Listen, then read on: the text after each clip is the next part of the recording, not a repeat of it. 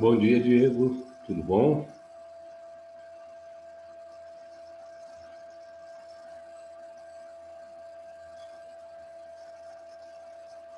Tudo jóia. Beleza, vamos lá, David.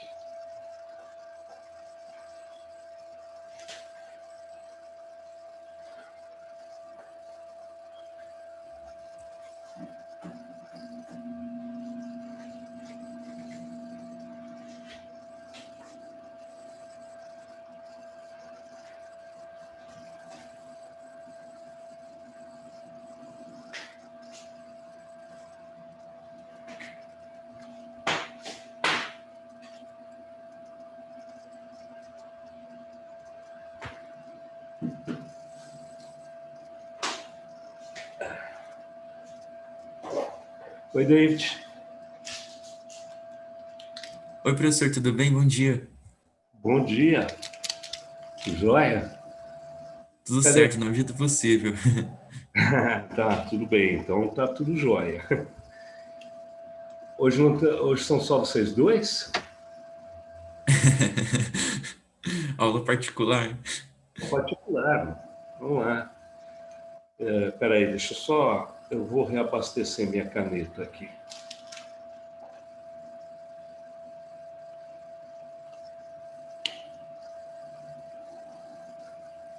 Tá certo. Vamos lá. Pronto, caneta preta em dia. Então vamos lá, deixa eu sair dessa. Pronto, assim. Beleza.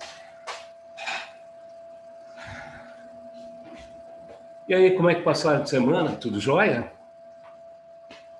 Tranquilo? Não, tranquilo eu sei que nunca é, né? Mas vai ficar tranquilo, tá? Se Deus quiser, vocês vão ter um pouquinho de férias. Opa, a Aninha tá aí. Ansioso, né? Eu sei, o Diego. Ah, bom dia, Aninha. Oi, Pro, bom dia.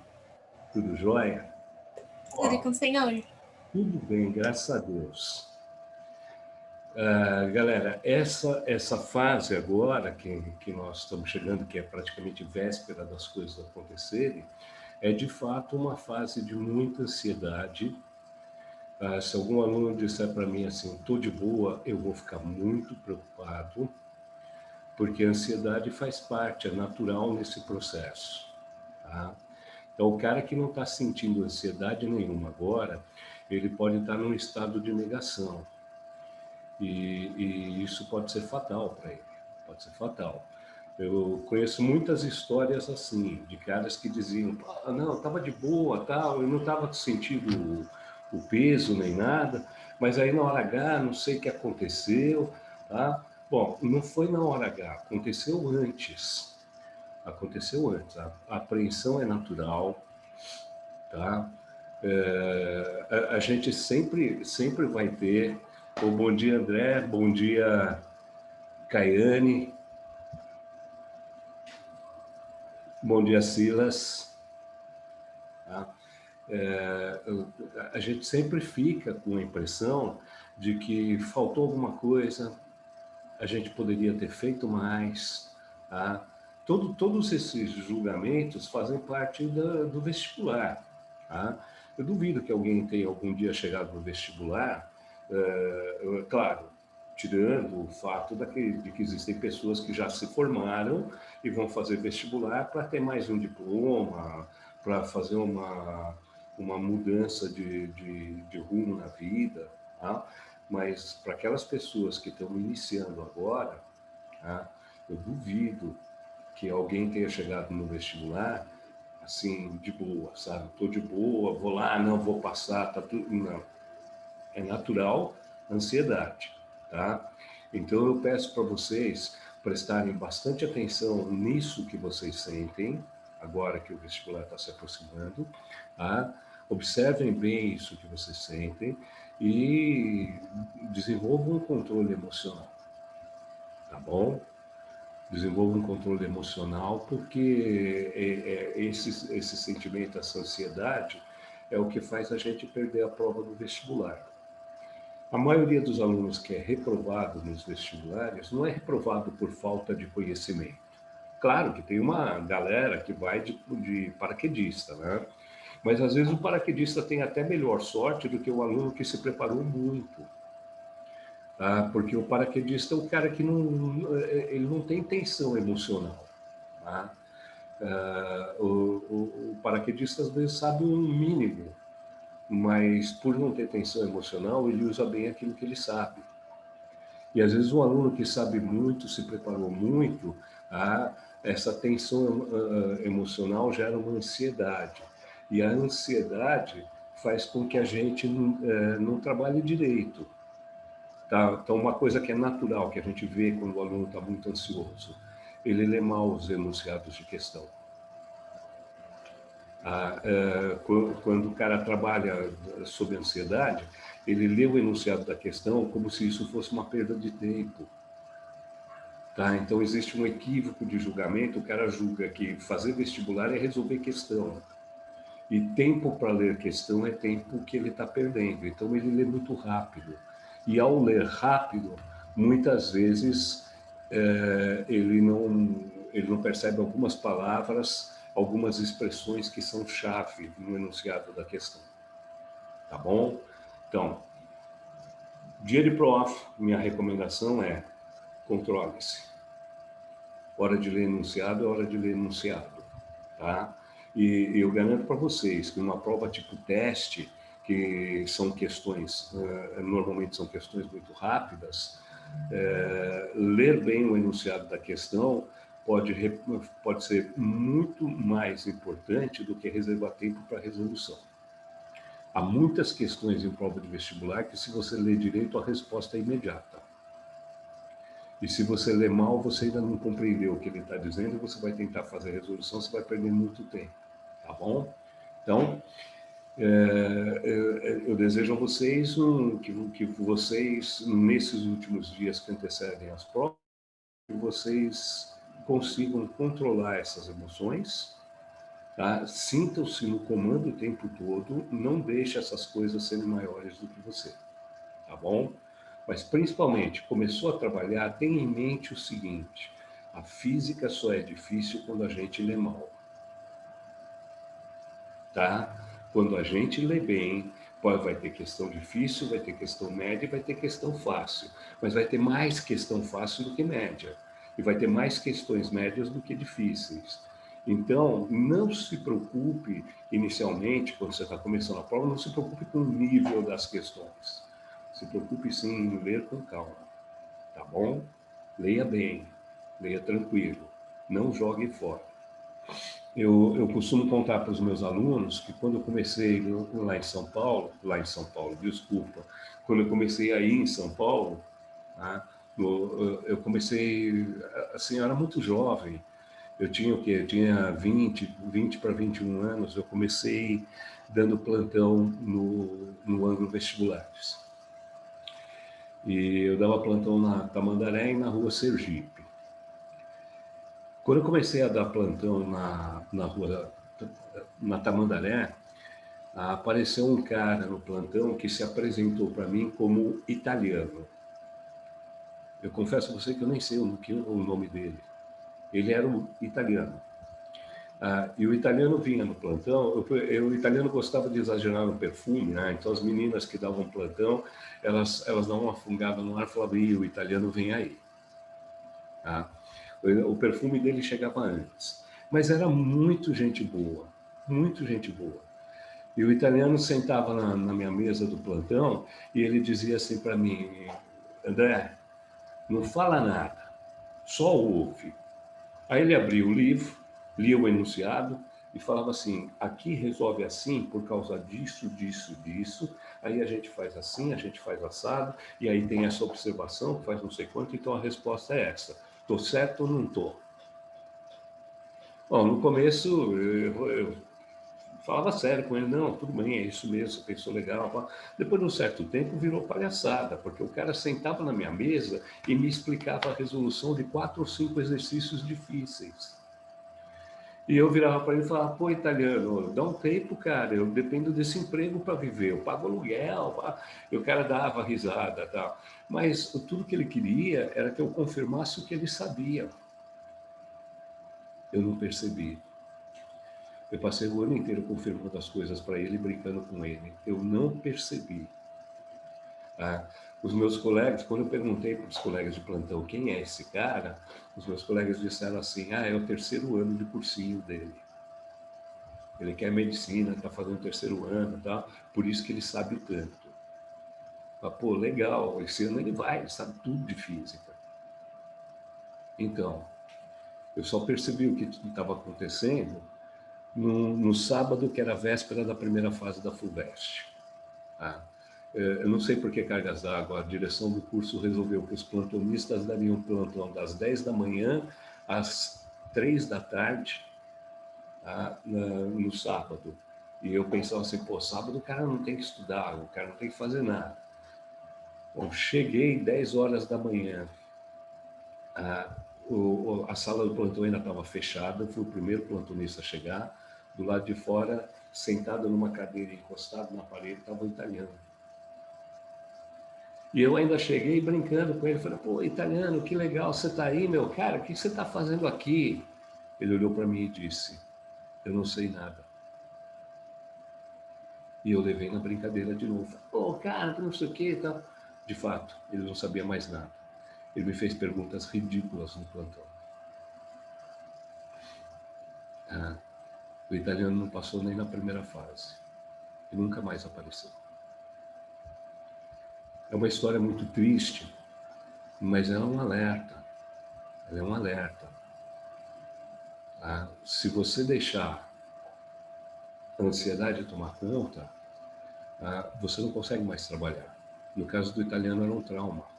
Ele tinha um trauma das reprovações anteriores. Ele devia ser um excelente aluno, mas esse trauma derrubou ele. Ele estava tão ansioso na véspera que ele não sabia resolver questõezinhas de cinemática. Quer dizer, ele sabia, mas a mente dele estava travada. Tá? Então, o mais importante nesse momento que eu peço para vocês, tá? Controlem-se emocionalmente, dominem a ansiedade, relaxem, façam coisas gostosas, divertidas para você descontrair, tá bom? A ansiedade é natural, o sentimento de que estou muito cansado é natural e uma estranha sensação de não aprendi nada também é natural, mas ela é falsa, ela é uma armadilha. Você aprendeu muito mais do que você imagina. Se você se controlar, você tem tudo para passar. Toda a bagagem já está com você. Tá bom? Não existe nada que você tenha visto durante a sua preparação que você tenha perdido. Eu vi, mas eu não vou lembrar. Bom, depende de você. Tá? Assume o comando, assume o controle das suas emoções e você vai ver que na hora H você vai responder coisas que nem você sabia que sabia. Tá bom? Bom, galerinha, bom dia a todos. Seguinte, David, você lembra que... David, posso deixar você como co-host? Posso? Alguém quer Com se certeza. candidatar? Com certeza. Alguém quer se candidatar? Professor, é o último dia de aula, talvez. Tem que dar o poder para quem mais merece, né? É verdade, é verdade. Ô, Gi, você quer... Tô brincando, David. Posso pôr o David, então, galera? Tudo bem? Deve, professor, deve. Ninguém falou nada. Deixa eu ver aqui no chat. Não, não tem chat nenhum aqui. Legal, estou pondo você, David. Cadê? Co-host. A partir de agora você cuida da porta e do chat, tá? Tudo bem? Em compensação, lembra que uma vez eu conversei com vocês, né? E eu fiz um comentário sobre correntes iônicas. Você fez uma pergunta, David, eu falei sobre as correntes iônicas, e eu falei, vou procurar a questão. Essa semana que passou eu não tive tempo de procurar, na anterior eu tinha procurado e não achei. tá? Toda vez que eu falava de corrente iônica, eu caía numa questão de química, que falava de eletroquímica e envolvia os conceitos lá da eletroquímica, não era o que a gente precisava. Mas, de qualquer forma, eu montei uma questãozinha aqui para nós brincarmos. Podemos começar por ela? Podemos? Então, peraí, deixa eu pôr aqui o slide. Vamos lá. Então, vou pôr, não sei se dá para você ver aí na tela. Dá para ver? Dá, então vamos lá. Não é apostila. Slide. Essa é uma questãozinha que eu coloquei aqui em homenagem ao David, tá? Uma chance pequena de aparecer em prova, tá? Mas se aparecer em prova, a gente já sabe o que é para fazer. Olha só. Em uma solução aquosa de ácido clorídrico, HCl, foi estabelecida uma diferença de potencial. Verificou-se, então, que por uma dada secção da solução, passavam a cada minuto 10,25 vezes 10 à 20ª potência íons positivos em um sentido e 7,75 vezes 10 à 20ª potência íons negativos em sentido oposto. Considerando a carga elementar E igual a 1,6 vezes 10 a menos 19 coulombs, qual foi a intensidade da corrente elétrica estabelecida na solução?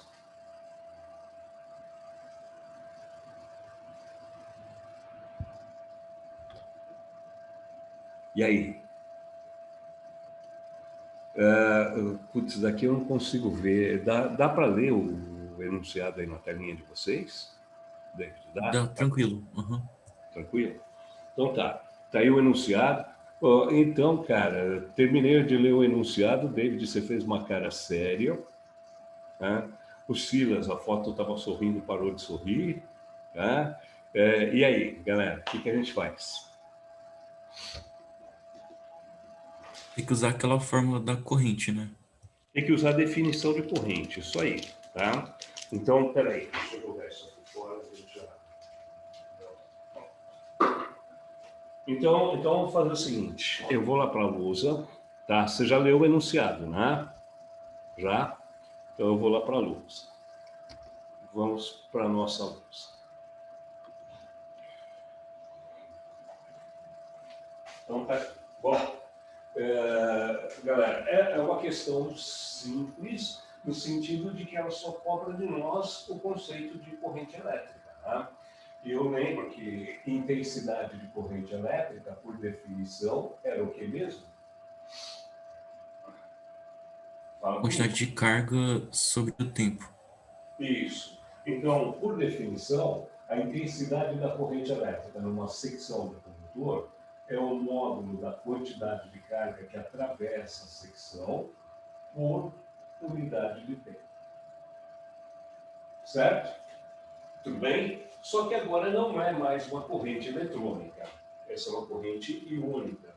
E o que diferencia esses dois tipos de corrente é que na corrente eletrônica eu tenho elétrons viajando todos na mesma direção e sentido.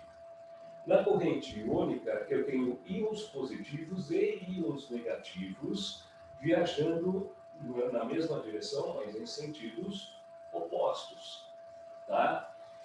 Agora, em termos práticos, tá? A gente não vê íons, certo? A gente não enxerga os íons. Mas, em termos práticos, um íon positivo que viaja num certo sentido produz o mesmo efeito que um íon negativo, de mesmo módulo de carga, viajando em sentido oposto. Tá? Então, na hora de calcular a corrente elétrica, a gente faz assim, para as correntes iônicas, a quantidade de carga total que atravessa a secção do condutor é considerada em módulo, tá? Então, é a quantidade de cargas positivas, vamos por assim, cargas positivas, mais o módulo da quantidade de cargas negativas que atravessaram a secção do condutor. Eu somo as cargas em módulo, tá? Então, somo as cargas positivas com o módulo das cargas negativas. E isso ficaria assim. Então, a quantidade de carga total que atravessou a secção do condutor vai ser íons com carga positiva. Eram quantos mesmo? Acho que eram 10,25.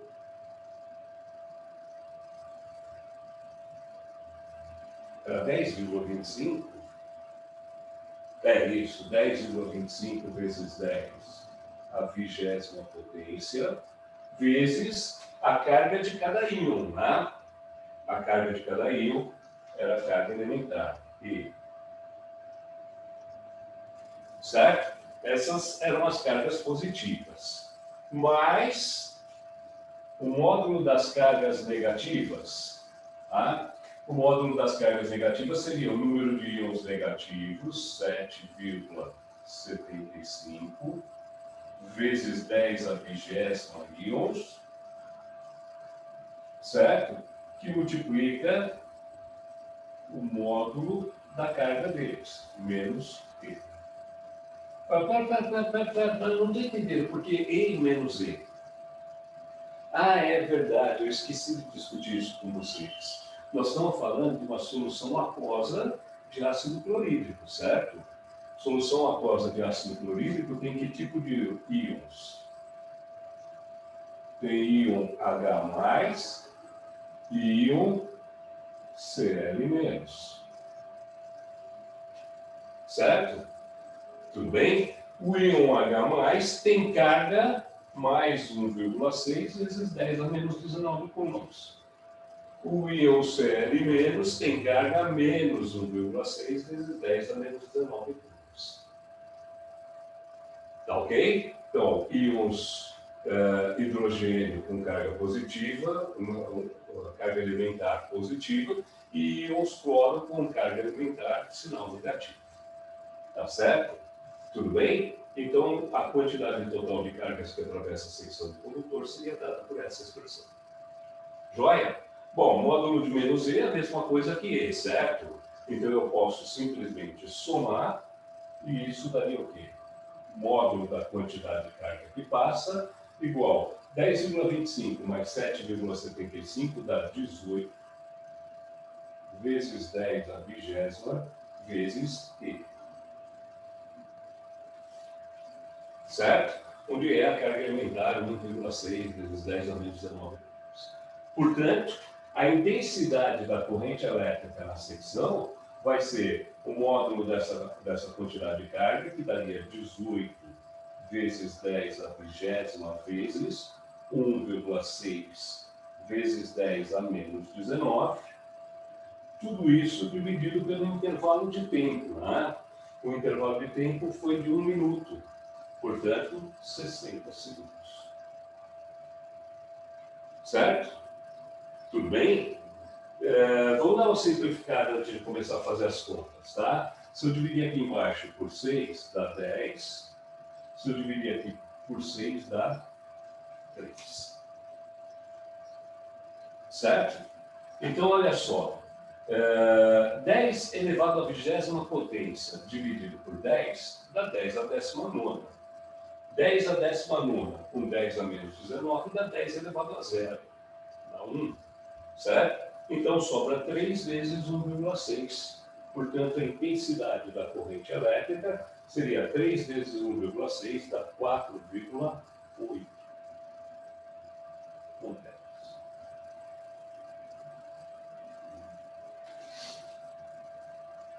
Beleza? Tudo bem? Professor, Falar dente. então, tipo, mesmo os elétrons indo, quer dizer, os elétrons não, desculpa, os íons indo em sentidos opostos, eu tenho que somar as cargas, né? Não, eu não posso subtrair, né? Módulo, tá? Peraí, eu estou atrapalhado aqui, peraí. Deixa eu voltar para cá. Pronto. Isso, David, tem que somar as cargas em módulo, tá? Então, nas correntes elétricas, a gente sempre pode pensar assim, o efeito de uma carga negativa indo de um ponto a outro é o mesmo efeito que uma carga positiva de mesmo módulo indo desse ponto final até o ponto inicial. Tá? Então, um elétron caminhando num sentido faria o mesmo efeito que um próton caminhando em sentido contrário. Embora a gente saiba que em condutores sólidos, prótons não vão, né? Tá certo? Mas quem trabalha com eletrônica sempre considera as correntes no sentido do movimento das cargas positivas, não é verdade? Corrente elétrica sempre do polo positivo do gerador para o polo negativo do gerador, não é verdade? Mas isso é uma mentira, não tem cargas positivas indo, tem elétrons vindo, e não faz a menor diferença em termos práticos e em termos de cálculo, tá certo? Então a gente trabalha como se fossem cargas positivas indo num sentido, mas na realidade são cargas negativas indo em sentido oposto. Tá certo? Então, se eu tiver cargas indo nos dois sentidos, eu somo, tá? Uma carga que vai no sentido equivale a uma carga de sinal oposto em sentido oposto. Beleza? Essa é a ideia das correntes iônicas, essa é a diferença, tá bom? Some todas as cargas em modo. Belezinha? Joia? Tipo, serve para situações que não sejam iônicas também, né? Tipo, é quando tem essa quantidade de carga, né? Desculpa, não entendi a pergunta. Esse negócio de somar só serve para correntes iônicas, tipo, e para casos que geralmente caem mesmo, que, sei lá. Ah, bom, olha só, David, os casos que vão cair para você nas provas são sempre de correntes eletrônicas, tá? E corrente eletrônica, você sabe, são só elétrons todos caminhando no mesmo sentido, tá bom? E as cargas sempre são tomadas em módulo, sempre. Tanto é que na hora que a gente define a corrente elétrica, a gente define a corrente elétrica como módulo da quantidade total de cargas que passam por unidade de tempo. Então, sempre em módulo, tá? Tudo bem? Beleza? Então é isso, Beleza. galera. Durante essa semana, eu mandei para vocês não sei se chegaram a ver, eu mandei para vocês no Zap a resolução da parte 1. Vocês receberam? Receberam? Deram uma olhadinha? Tá tudo ok? Tudo ok? Então vamos para a parte 2. Vamos brincar um pouquinho, tá? É, vamos lá. É, não vai mudar nada em termos conceituais, tá? É aquilo que a gente já vinha trabalhando, tá bom? Então, deixa eu pôr aqui os slides para a gente começar a trabalhar. Então, vamos começar pela questão número 1. Dá uma olhadinha no enunciado dela. Vamos pensar juntos.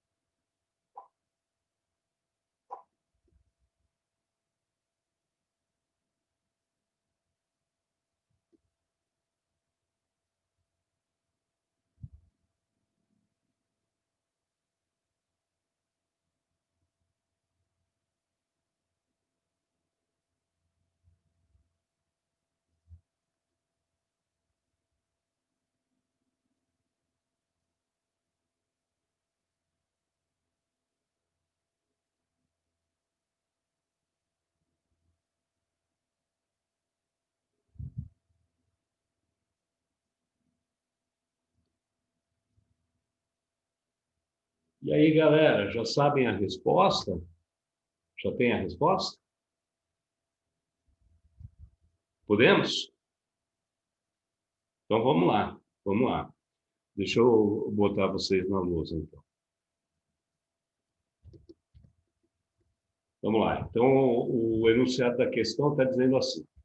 Em uma aula de laboratório de física, para estudar propriedades de cargas elétricas, foi realizado um experimento em que pequenas esferas eletrizadas são injetadas na parte superior de uma câmara, em vácuo, onde há um campo elétrico uniforme na mesma direção e sentido da aceleração local da gravidade. Observou-se que, com o campo elétrico de módulo igual a 2 vezes 10 a terceira volts por metro, uma das esferas, de massa 3,2 vezes 10 a menos 15 quilogramas, permanecia com velocidade constante no interior da câmara. Essa esfera tem note a dot, carga do elétron, carga do próton e aceleração da gravidade. Beleza. Então, é para a gente dizer se ela tem elétrons a mais ou a menos do que prótons e quantos. Certo? Bom, então, nós estamos nos referindo agora a uma das esferas, tá? Que tem massa 3,2 vezes 10 a menos 15 quilogramas, tá? Lançada numa região onde existe um campo elétrico uniforme de intensidade 2 vezes 10 a terceira volts por metro. E uma informação importante sobre essa esfera.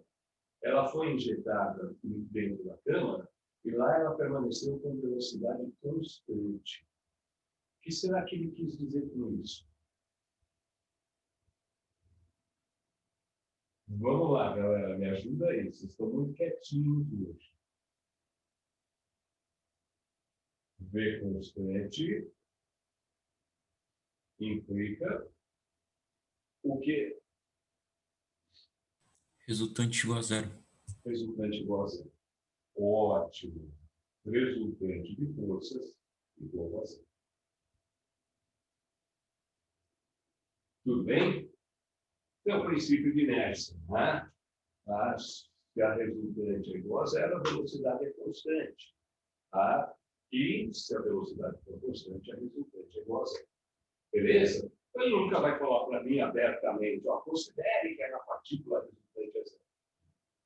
Tá? Ele fala sobre a velocidade. Beleza. Então, eu já sei que a resultante das forças que atuam sobre essa partícula vai ser zero. Agora, que forças atuam sobre essa partícula? Tá bom, ela tem massa, tem peso, então tem a força-peso, que é vertical para baixo. Ele falou também que nessa região existe um campo elétrico que tem a mesma direção e o mesmo sentido que o campo gravitacional. Tá? Então, o campo gravitacional é vertical para baixo, o campo elétrico também é vertical para baixo. Certo? Então, nessa região, a nossa partícula está viajando com velocidade constante. A nossa partícula, então, tem resultante de forças igual a zero. Como a força-peso é sempre vertical para baixo, o que eu posso concluir sobre a força elétrica? Se a resultante tem que ser zero, a força elétrica só pode ser vertical para cima.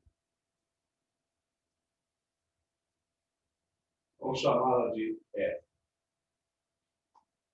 Tudo bem? Então, uma coisa já dá para a gente saber. Nesta partícula, a força elétrica tem sentido oposto ao campo elétrico. Quando é que isso acontece? Quando é que a força elétrica tem sentido oposto ao campo?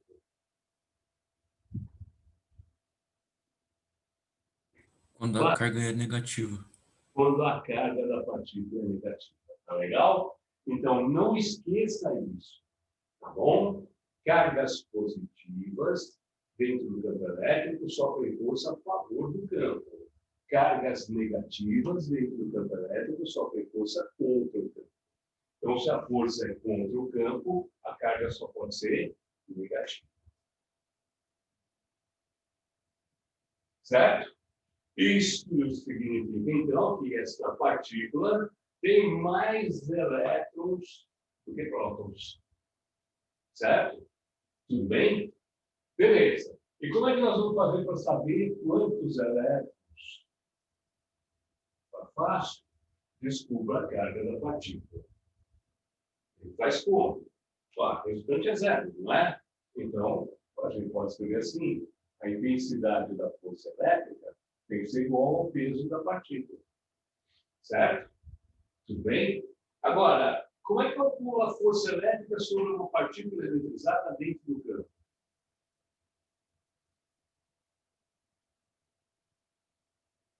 Demorou. Tá bom. Força igual Tá. a módulo de carga vezes o campo. Isto, o módulo da quantidade de carga da partícula, vamos chamar de delta aqui, vezes a intensidade do campo.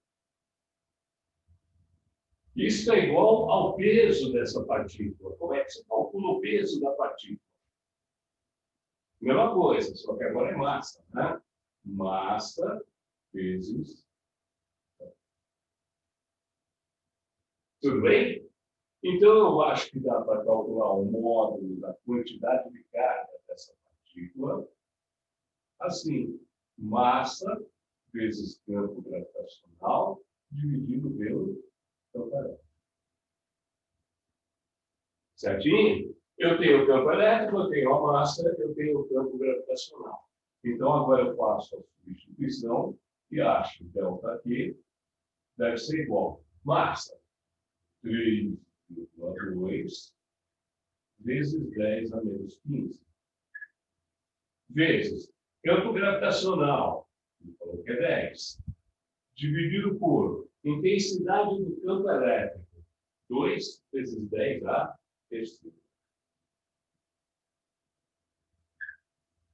Legal? Então, olha só que bonitinho que ficou. 3,2 dividido por 2, por acaso, dá 1,6. Então, o módulo da quantidade de carga vai ser 1,6. Vezes 10 elevado a alguma coisa. Tá? 10 a menos 15 vezes 10 dá 10 a menos 14. 10 a menos 14 dividido por 10 a terceira dá 10 a menos 17. Ok? Então, a quantidade de carga elétrica dessa partícula é menos 1,6 vezes 10 a menos 17 joules.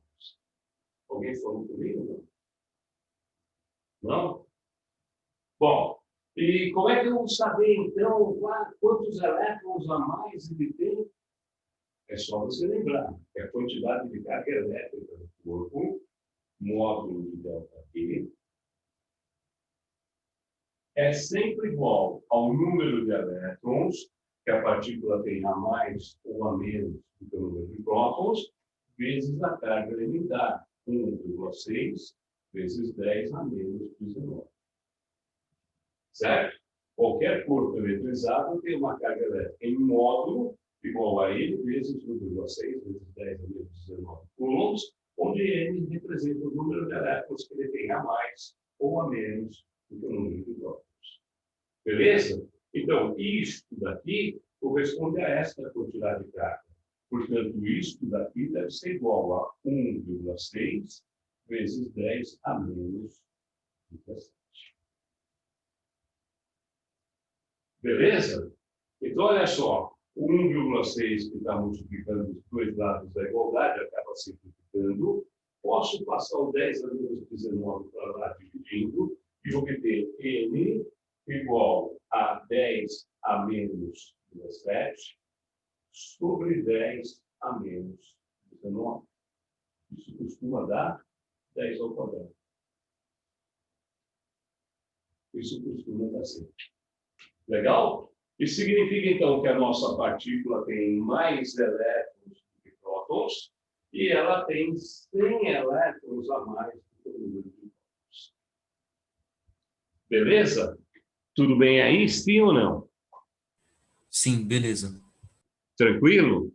Tem uma questãozinha clássica, tá?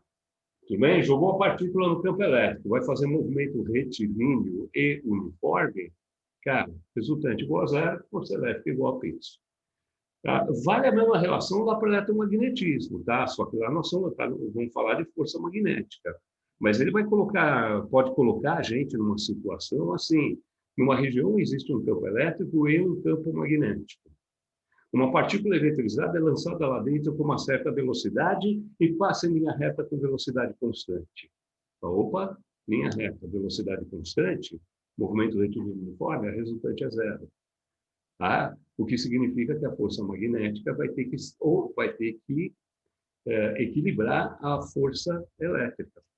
Então, as duas forças vão ter a mesma direção, mas sentidos opostos. Tá bom? Tudo bem?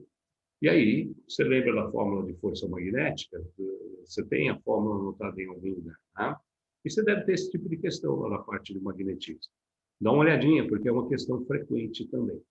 Tá bom? Belezinha? Então, vamos à próxima? Vamos lá? Próxima questão.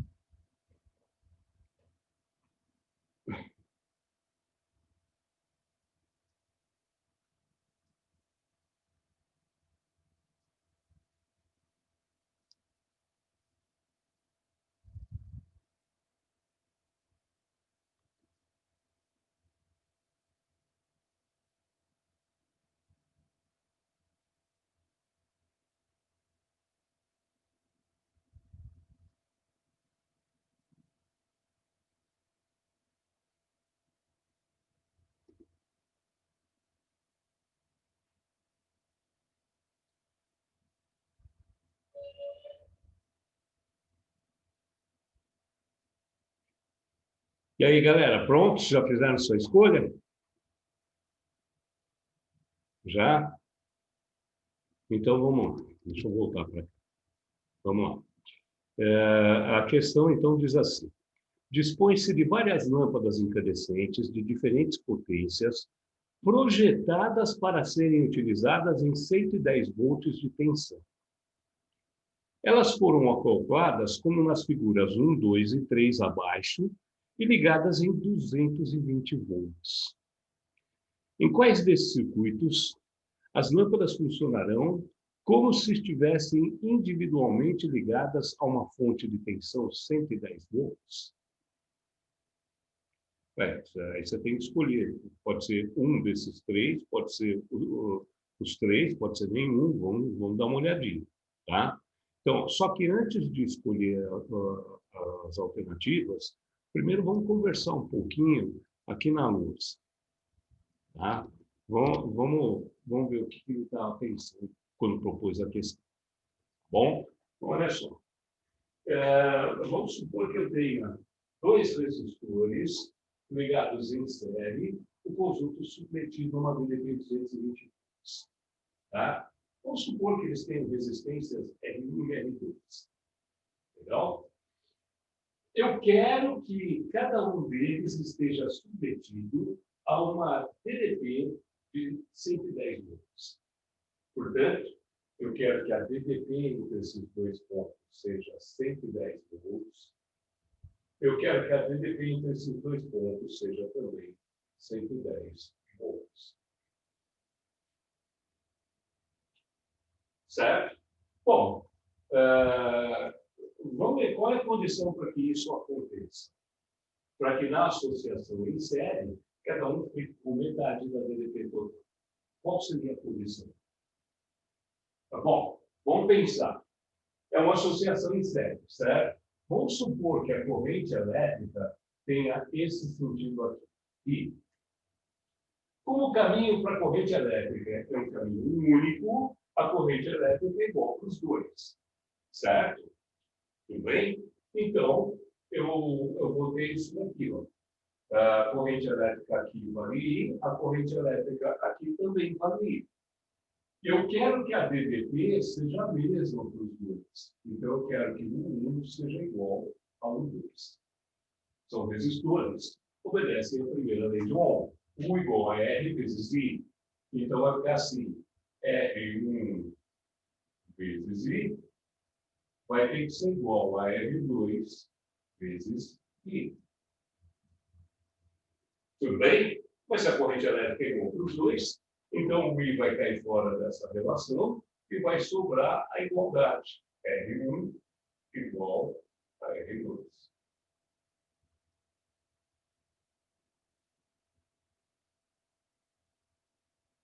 Tudo bem? Então, a condição para que dois caras associados em série dividam a tensão total ao meio é que esses dois caras tenham exatamente a mesma resistência elétrica.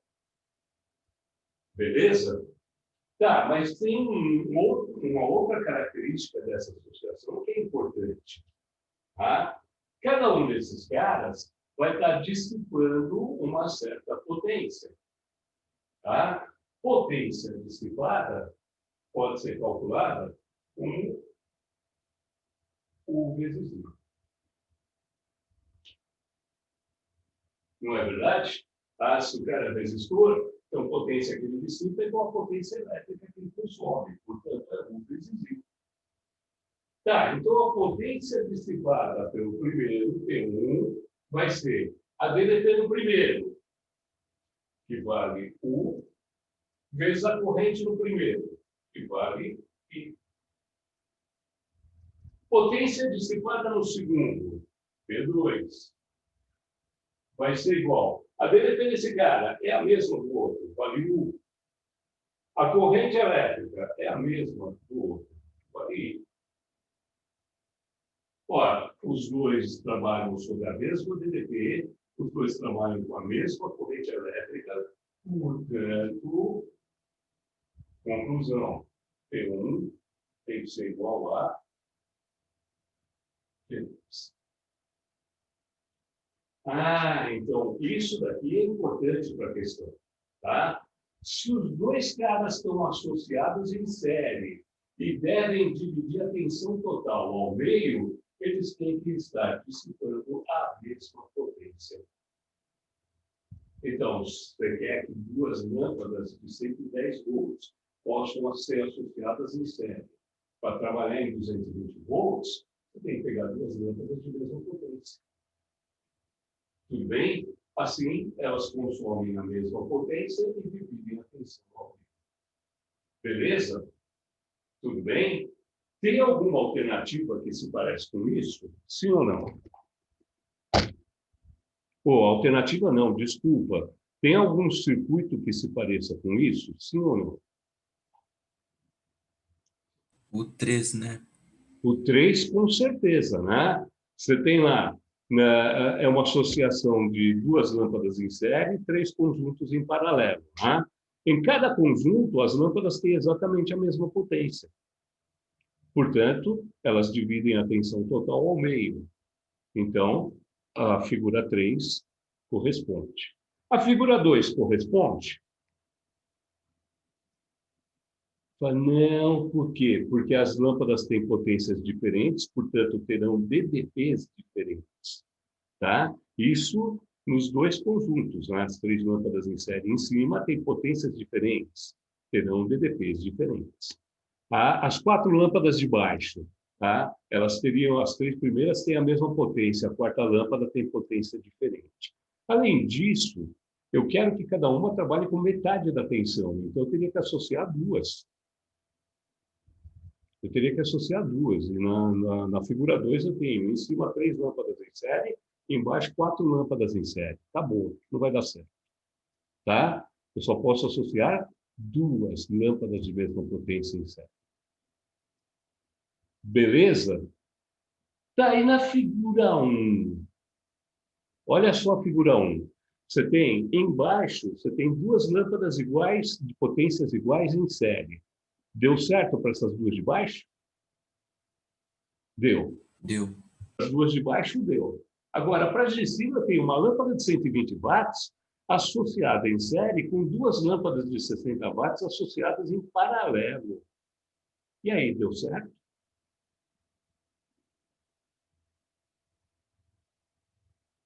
Professor, Oi. é que, sei lá, tipo, não vale, né, tipo, sei lá, pegar potência total, que nem resistência equivalente desse jeito, né? Ou é a mesma coisa? Mesma coisa, tá? Ele está te cobrando conceito agora. Tá bom? Olha só. Deixa eu ir para a lousa. Vamos ver. Lousa. Pronto. Olha só. Você tem aqui, nesse trechinho, tá? Você tem uma lâmpada em série com duas lâmpadas em paralelo. Beleza? Tudo bem? Então, você tem isso aqui. Essa lâmpada tem potência de 120 watts. Essa daqui tem potência de 60. Não é volts, é watts. 120 watts. Aqui você tem 60 watts. E aqui você tem 60 watts. Tá certo? Tudo bem, mas isso é uma associação em paralelo, certo? Eu poderia trocar essa associação em paralelo por uma única lâmpada equivalente, certo? O que seria a lâmpada equivalente? Bom, seria a lâmpada que teria metade da resistência dessas duas, seria R sobre 2, e teria potência quanto? A soma. Quando você troca um conjunto de resistores por um resistor equivalente, a potência do resistor equivalente tem que ser igual à potência do conjunto. Então, aqui você tinha 120 watts, aqui você vai ter 120 watts também. 60 mais 60. Tá? E aí, 120 watts e 120 watts significa que a DDP total foi dividida exatamente ao meio. Portanto, a DDP aqui é 110 volts. Voltando para o nosso circuito original, a DDP aqui é 110 volts. Olha só, o cara pegando, então, a associação de resistores, tá? E trabalhando uma característica importante que, normalmente, a gente não comenta, né? A gente fala de associação de resistores, já sai fazendo cálculo de resistência equivalente, né? Mas a gente não para pensar. Lembra quando nós falamos sobre características de associação de resistores? Características de resistores em série, característica em paralelo? Que eu falava assim, ó, numa associação em série, corrente igual para todos. Numa associação em paralelo, DDP igual para todos. Numa associação em série, DDP total é a soma das DDPs. Numa associação em paralelo, a DDP total é igual para todos. Certo?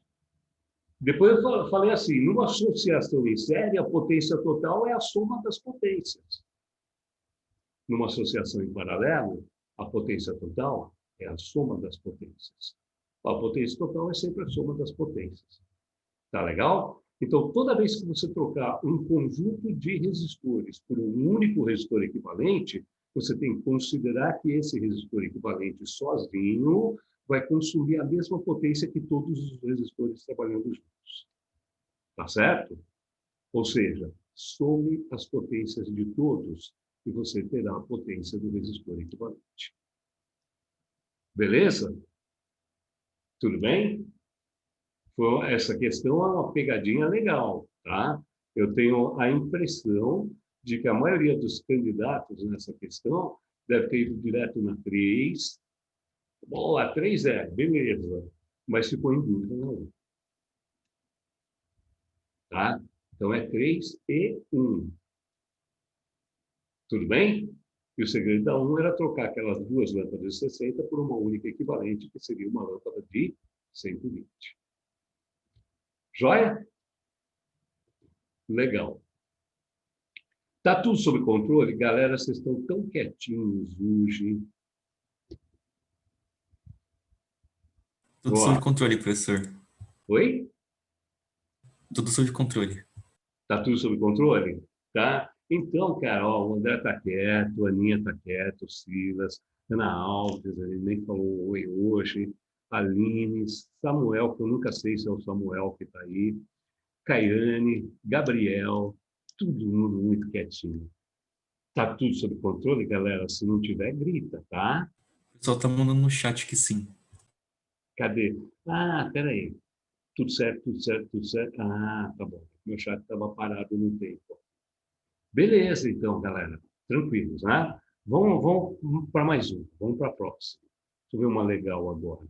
Ah, essa daqui é bonitinha. Essa daqui é uma clássica, cai com uma frequência muito grande, que é a questão número 3. Dá uma olhadinha na questão 3. Deixa eu pôr ela aqui para você.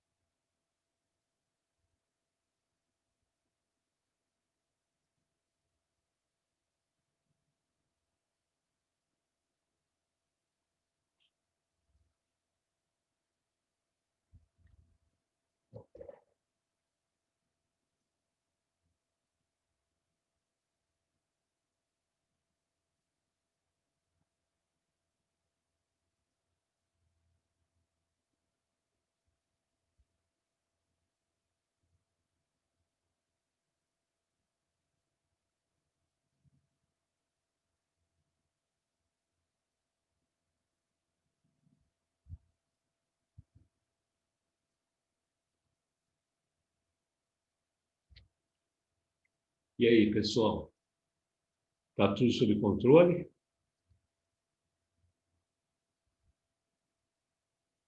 Sim, sim. Tinha uma mensagem estranha do Zoom aqui, cara. Bom, tudo sob controle, beleza. Então, vamos lá. Ele colocou assim, você tem dois pedaços de fio metálicos interligados, né? Então, ele diz assim, dois fios metálicos F1 e F2, cilíndricos do mesmo material de resistividade, de seções transversais de áreas. Puta, tá tudo embaralhado aqui, né? Eu acho que eu copiei errado o enunciado. Deixa eu ver como é que está no caderno aqui. Eu copiei errado. Do mesmo material de resistividade. Ah, faltou o símbolo, tá? Faltou o símbolo. Então, deixa eu completar a leitura aqui. Dois fios metálicos F1 e F2 cilíndricos do mesmo material de resistividade ρ, faltou o símbolo, né? De seções transversais de áreas A1 e A2, respectivamente, de tal forma que A2 igual a 2 vezes A1, tem comprimento L e são emendados como mostra a figura abaixo. O sistema formado pelos fios é conectado a uma bateria de tensão V. Nessas condições, a diferença de potencial V1, desculpa, falhou aqui, V1 entre as extremidades de F1 e V2 entre as extremidades de F2 são tais que, bom, ligou os dois pedaços de fio em série, tá? Submeteu o conjunto a uma certa DDP e agora quer saber qual é a relação entre as DDPs nos dois pedaços. Tá certo? Vamos lá para a nossa câmera externa. Vamos dar uma olhadinha. Bom, situação proposta. Eu tenho dois pedaços de fio ligados em série. O primeiro pedaço com resistência R1, o segundo pedaço com resistência R2. Submeto esse conjunto a uma certa DDP, forma-se uma corrente elétrica nesse circuito. A corrente elétrica é igual para os dois, eles estão em série, certo? Então, eu vou escrever assim, ó, V1, a diferença de potencial no primeiro pedaço de fio vai ser dada pela lei de Ohm. R1 vezes I. V2 vai ser dado pela lei de Ohm, R2 vezes I. Certo? Se eu quiser, então, achar uma relação entre V1 e V2, é só dividir um pelo outro. Tá? Divida um pelo outro e você tem a relação. Então, V1 dividido por V2 vai ser igual a R1 vezes I dividido por R2 vezes I. Como a corrente elétrica é igual para os dois, o I vai acabar cancelando e V1 sobre V2 vai ser R2 sobre R2. Tudo bem? Agora, como ele está falando do comprimento do fio, da resistividade do couro, etc., ele está se referindo aqui à segunda lei de Ohm. Tá? Então, R1 e R2 podem ser medidos pela segunda lei de Ohm. A nossa relação, então, ficaria assim, ó, V1 sobre V2 vai ser igual a R1. Bom, R1 deve ser ρ vezes o comprimento L dividido pela área A1. Certo? R2 seria a mesma resistividade ρ vezes o mesmo comprimento L dividido pela área A2. Mas ele falou que A2 é 2 vezes A1. Tá certo? Tudo bem? Ó, já vou dar uma simplificada aqui. Se eu estou multiplicando por ρ em cima e embaixo, tá? Já dá para simplificar. Vai ficar L sobre A1 dividido por L sobre 2A1. Isso é a mesma coisa que L sobre A1 que multiplica 2A1 sobre L. Mantém a primeira, multiplica pelo inverso da segunda. Beleza? E aí o L está multiplicando e dividindo, cai fora. O A1 está multiplicando e dividindo, cai fora. Sobrou o quê? E V1 sobre V2 é igual a 2. V1 é igual a 2 vezes V2. Tudo bem? Beleza? Está assim a resposta? Vamos ver. V1 igual a 2V2 corresponde à alternativa B de dado. Legal? Tudo bem até aqui, senhora? Tudo bem? Sim. Então, vamos escolher mais um. Professor, E pode falar, ouvi sua voz, Ana, que legal. Bom dia, Ana. Fala, bom dia, professor. fala. Por que eu tive que fazer, tipo, fração em A divisão, colocar um... É, por que nossa, eu tive que fazer dessa forma? você demorou para fazer a pergunta, eu estava esperando alguém fazer essa pergunta. Aninha, toda vez que alguém pergunta assim, qual a razão entre dois? Tá? Qual a relação entre dois? Qual a relação entre este e aquele? Tá? Relação é sempre dizer quantas vezes um é maior do que o outro, certo? Ou quantas vezes um é menor do que o outro. Então, Mas é que imagine... estava pedindo a diferença de potencial, não foi? Ah, não, não, não. Ele está pedindo a relação entre as diferenças de potencial, entre as DDPs, tá? Ele não está pedindo a diferença entre as diferenças de potencial. Quer ver? Vamos dar uma lida no enunciado. Eu vou ler de novo com você, tá? Nessas condições, a diferença de potencial V1, portanto, a DDP V1, entre as extremidades de F1 e V2 entre as extremidades de F2 são tais que V1 igual a V2 sobre 4, V1 igual a V2 sobre 2, V1 igual a V2. Portanto, pelas alternativas, a gente conclui que ele quer uma relação entre as duas DDPs. Tá certo? Ele está perguntando, esta é quantas vezes aquela? Ou esta é aquela dividido por quanto? Então, ele está perguntando uma relação entre as DDPs, tá? E aí, se pedir uma relação entre dois, você faz o quê? Divide um pelo outro, tá? E aí você vai saber quantas vezes um é maior do que o outro, tá bom? Então, a dica dessa questão não estava no enunciado da pergunta. A dica para você começar essa questão estava nas alternativas. Tá legal? Ele está querendo saber quantas vezes um é maior que o outro ou quantas vezes um é menor que o outro. Tá bom, professor, obrigada. Tudo bem? É uma comparação entre dois, tá? Você vai acabar comparando as duas DDPs de qualquer forma. Joia? Legal? Então tá. Nossa, demorou. Eu pensei que ninguém ia fazer a pergunta. Na hora que eu fiz isso, eu pensei, agora alguém vai perguntar. Ninguém perguntou. Mas legal. Legal você ter tido essa dúvida. Eu também teria. Eu também teria. É que depois de muitos anos trabalhando com essas coisas, a gente começa a pensar rápido demais. A hora que o cara começa a falar, a área deste é o dobro da área daquilo, você já sabe o que ele vai perguntar. Você já sabe o que ele vai perguntar. Ele vai perguntar uma relação entre os dois. Tá bom? Relação é um sobre o outro. Beleza? Joia? Então tá bom. Vamos lá, deixa eu ver um exercício legal aqui para gente. Eu queria dar uma olhada na 5, pode ser? Dá uma olhadinha na questão 5.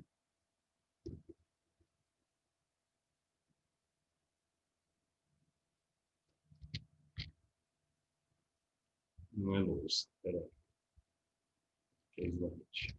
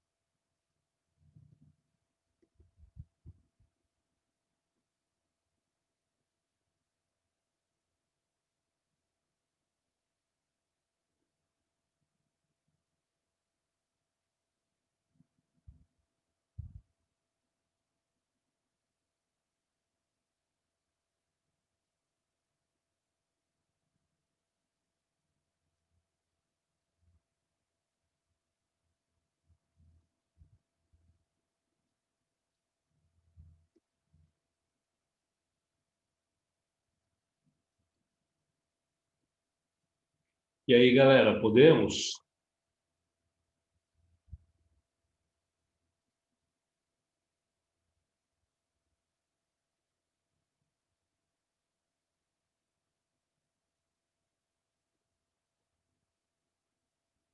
Podemos, David? Sim, sim. Vamos para a lousa. Tá? Deixa eu só dar uma lida aqui no enunciado da questão. No circuito da figura abaixo, a diferença de potencial em módulo entre os pontos A e B é D. Bom, legal. Estamos na lousa, né? Então, olha só, eu tenho aqui o circuitinho desenhado, tá? Eu quero a DDP entre os pontos A e B. Ele está mostrando para mim que esse ponto do circuito está conectado a algum gerador com potencial elétrico de 5 volts. Esse ponto aqui embaixo do circuito está conectado à Terra, portanto, por definição, potencial elétrico vale zero. O que significa, então, que a diferença de potencial entre esse ponto de cima e esse ponto de baixo é de 5 volts. Tudo bem? Mas ele não quer essa, ele quer a diferença de potencial entre os pontos A e B.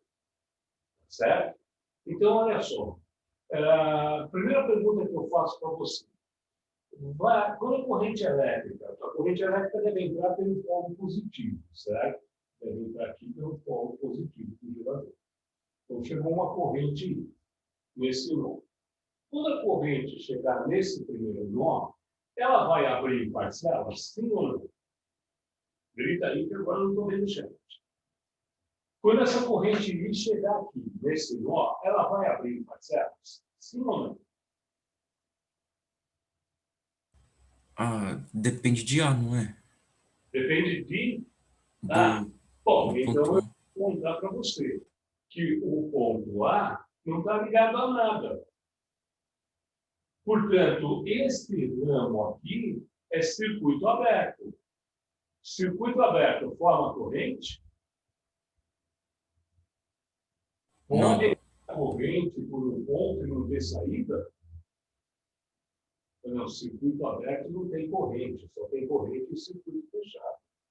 Tá legal? Então, este ramo aqui do circuito que não está ligado a nada, não vai formar corrente elétrica. Portanto, a corrente aqui é zero. Tudo bem?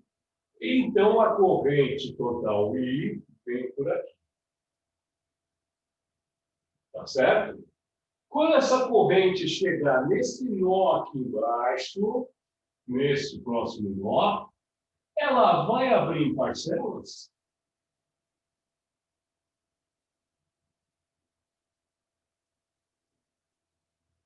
vai. Vai. Aí sim. Por quê? Porque tem uma parcela que desce por aqui, tem uma parcela que vem para cá, mas não tem saída no ponto B, certo? Tá, mas essa parcela desce por aqui. Tudo bem? E aí as duas parcelas se juntam, formando a corrente I de novo. Legal? Tudo bem? Ah, olha só. A corrente aqui abriu em parcelas, certo? Só que os dois caminhos que levavam até a saída tinham resistências iguais. 2 kΩ, 2 kΩ. É uma associação em paralelo de resistores de mesma resistência. Portanto, a corrente que vai vir para cá é metade da corrente total, é I sobre 2. A corrente que vai vir para cá é I sobre 2. Metade para cada um. Tá? Então, esses dois caras estão associados em paralelo. Para cá não tem corrente. Tudo bem? Legal. Agora, lembra de uma vez, o David, a gente já conversou bastante sobre isso, né? Eu falei para vocês, olha, na hora de resolver a associação de resistores, a gente batiza os nós do circuito e a regra para batizar os nós era assim, se entre dois nós existe algum caminho sem resistência, esses nós devem ter o mesmo nome. Então, por que eles tinham que ter o mesmo nome? Porque se não tinha resistência elétrica, não tinha DDP. Não tendo DDP, os dois nós têm o mesmo potencial elétrico. Então, na hora de você resolver a associação de resistores, você bota o mesmo nome para os nós que têm o mesmo potencial elétrico. Legal? Era o que a gente fazia lá na associação de resistores. Agora, a gente está numa situação um pouquinho diferente, tá? Olha, do ponto A até esse ponto aqui em cima, existe um caminho com resistência, mas não tem corrente elétrica. Se não tem corrente elétrica, a DDP aqui seria R vezes I, mais o I vale zero. Então, a DDP daqui para cá é zero porque não tem corrente elétrica. O que significa que esse ponto A e esse primeiro nó têm o mesmo potencial elétrico. Legal? Então, a regra deveria ser dita assim, tá? Na hora de batizarmos nós, se entre dois nós não houver DDP, então eles têm que ter o mesmo nome, eles têm o mesmo potencial. Tá joia? E aqui eu sei que não há DDP porque a corrente vai ser zero. Este nó é o nó A. Tudo bem? Ah, e daqui para cá é um caminho sem resistência mesmo, né? Então, se aqui era B, aqui também é B, aqui também é B. Professor, peraí que eu me perdi um pouco. Aquele nó embaixo dos 5 volts, ele é zero? Não era para ser 5? Ele não é zero, tá? Olha só, o potencial aqui é 5 volts, beleza? Só daqui para cá tem resistência. Desse nó até o ponto A tem resistência, mas não tem corrente elétrica. Então, quando você vai calcular o DDP, você não faz U igual a R vezes I? Então faz assim, U igual a R vezes I. Certo? O R é diferente de zero, mas o I é zero. Então, a DDP entre aqueles dois pontos é zero. A DDP é potencial de um menos potencial do outro. Se a DDP é zero, o potencial de um menos o potencial do outro é zero, eles têm o mesmo potencial. Portanto, V1 é igual a V2. Tá legal? Essa é a questão. Quando a gente falou de associação de resistores, eu não estava envolvendo o conceito de potencial elétrico, diferença de potencial. Então, eu disse para você assim, ó, se entre dois nós tiver algum caminho sem resistência, eles têm que ter o mesmo nome. Por quê? Porque eles têm o mesmo potencial elétrico. Beleza? Isso é verdade, tá? Mas é uma outra possibilidade. Pode haver um caminho com resistência, mas sem corrente. Então, a DDP é zero, os potenciais são iguais de ponta a ponta. Tá? O potencial elétrico desse ponto é 5 volts. Então, o potencial elétrico desse ponto também é 5 volts. Potencial. Eu falei diferença de potencial. Tá bom? Mas não é isso que ele quer. Ele quer a DDP entre os pontos A e B. Olha, a DDP entre os pontos A e B é a DDP de um resistor de 4 kΩ. Ele quer a DDP desse cara. Tá certo? Então, eu só preciso calcular a corrente elétrica desse circuito. Com a corrente elétrica aí, mais essa resistência, eu acho a DDP entre os dois pontos. Matei a questão. Tá legal? Então, o lance era ter enxergado isso, tá? Esse ponto é B, esse também, esse também. Beleza? Então, aqui é ponto B. Tá? Daqui para cá, não tem corrente elétrica. Então, a DDP é zero. Portanto, isso aqui é A, aqui também é A. Quando ele me pergunta, então, qual a DDP entre A e B, ele está perguntando qual a DDP desse resistor. Joia? Tudo bem? Então, lembra disso, tá? Tem trecho aberto de circuito elétrico, em trecho aberto de circuito elétrico, não tem corrente. E se não tiver corrente e tiver um resistor aqui, a DDP do resistor é zero.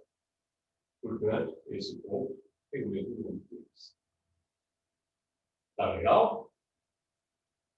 Beleza? Se eu tivesse aqui no meio do caminho, Se eu tivesse isto aqui, ó, e o eletromotriz E, tá? De qualquer forma, a corrente elétrica aqui seria zero. Com certeza.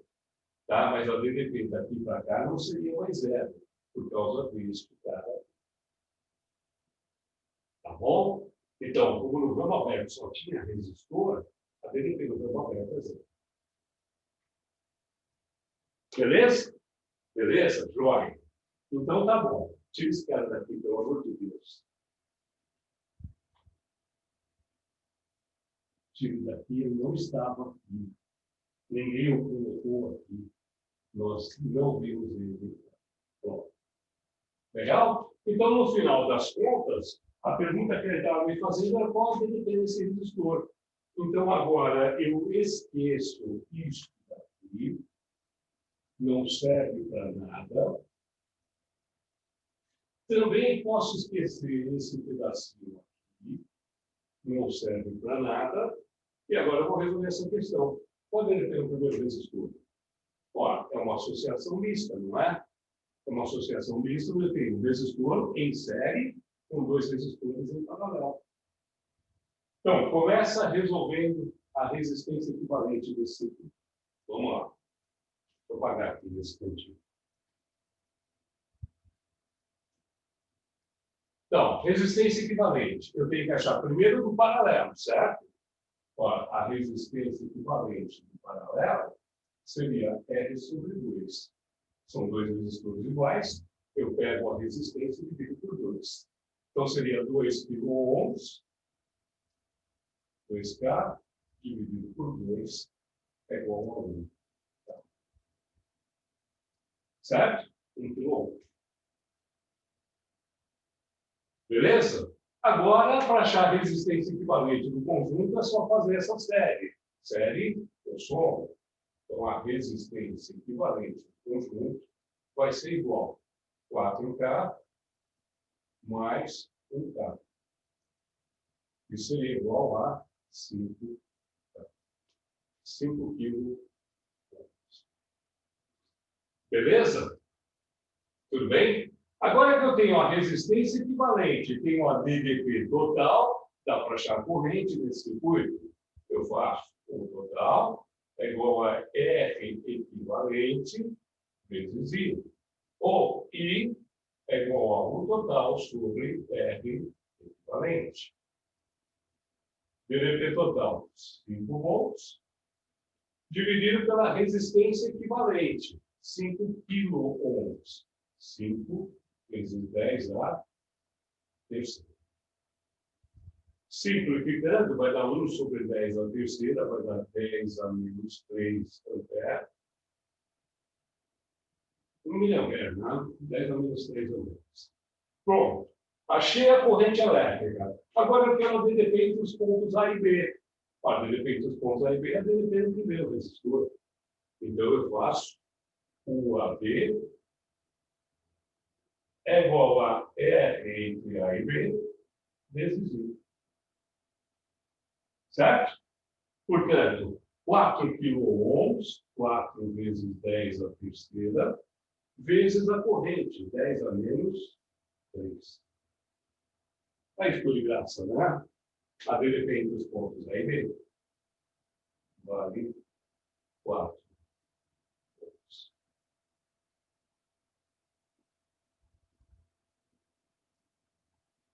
Beleza? Olha só. É o tipo de questão que quando aparece na nossa vida... Peraí, mais que eu quero. Já. Esse é o tipo de questão que quando aparece na nossa vida, a primeira impressão que a gente tem é uma impressão meio estranha, meio ruim, né? Meu, como é que eu vou fazer? Como é que acha? A questão é você lembrar dos conceitos. Lembrar, principalmente, na hora que você estiver trabalhando com circuitos elétricos, que se dois pontos têm o mesmo potencial elétrico, eles deveriam ser batizados com o mesmo nome. Em que condições dois pontos têm o mesmo potencial? Bom, são duas. Agora a gente já viu as duas. A primeira delas é, se entre dois pontos tem um caminho sem resistência, eles têm o mesmo potencial, têm o mesmo nome. Se entre dois pontos tiver algum caminho que tenha resistência, mas não tenha corrente, eles têm o mesmo potencial. Beleza? Se lembrar disso, você mata a questão. Você elimina aquilo que não importava, tá? E aí você consegue prestar atenção apenas naquilo que importa. Joia? Galera, nossa, gastei o intervalo de vocês. Perdão, perdão, perdão. Tá? Vamos fazer o seguinte. Vocês têm aí uma lista extensa de exercícios. Tá? Eu não sei se você achou legal eu colocar as resoluções. Sim ou não? Foi bom? Foi útil? Então, eu vou fazer isso com esse segundo grupo de questões. Tá? Tem questão aí que eu vou ter que fazer assim, bonitinho, devagarzinho, porque são questões onde a gente precisa primeiro compreender a situação que o cara está propondo. Tá? Então, tem questão que eu faço questão de resolver assim, tintim por tintim, para você entender o que o cara está pedindo. Tá bom? Beleza? Então tá, galera. Eu acho que a gente não se vê mais antes do Natal, né? A gente não se vê mais antes do Natal, mas no dia 28, olha só que felicidade, né? Dia 28 a gente tem um compromisso de novo. A gente vai falar um pouquinho sobre a prova da Unifesp. Beleza? Física na Unifesp. Legal? Então, eu vejo vocês no dia 28, desejo a vocês um Natal muito feliz, tá? Que seja tranquilo, que seja em paz, que você curta com os seus, tá bom? E dia 28 a gente está de volta, se Deus quiser, tá?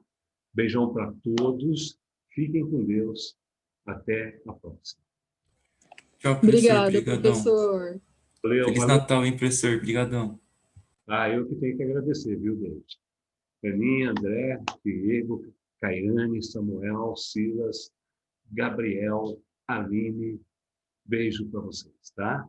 Até mais.